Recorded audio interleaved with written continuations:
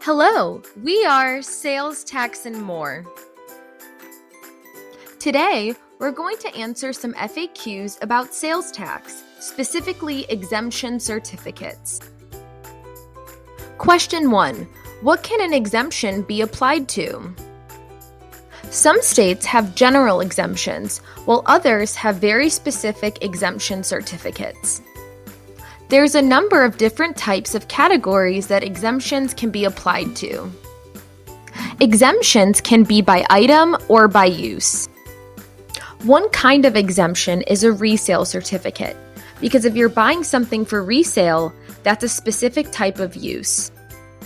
For example, groceries are exempt in some states, but if there's no tax on groceries, you don't have to worry about exemption certificates. Likewise, manufacturing items used or consumed in the manufacturing process are often exempt as well. It can also be by entity type. When talking about contractors, the type of project or a specific client can qualify for an exemption. Further, there are agricultural exemptions. Many different exemptions exist, and most of them require some type of certificate or documentation proving that it was an exempt transaction. It is also important to make sure you're correctly documenting your exemption transactions. Make sure you are collecting the right type of certificate and ensuring it's on the correct form in order for it to survive an audit. Question 2.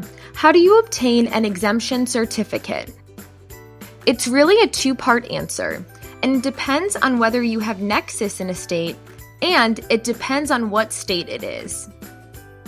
So, if you have nexus in a state, it's important to get registered first. They then get you an exemption certificate, and now you're responsible for collecting and remitting tax in that state. Now, if you don't have this nexus, then there's alternative documentation. You may not have to be registered in order to issue a valid certificate. In that case, you can use your home state certificate.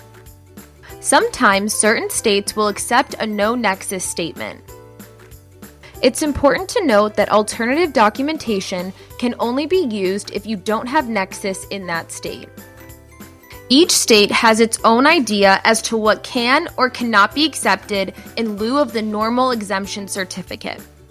For more information and other free resources, including webinars, blogs, and podcasts, or any questions, you can reach out to us at salestaxandmore.com.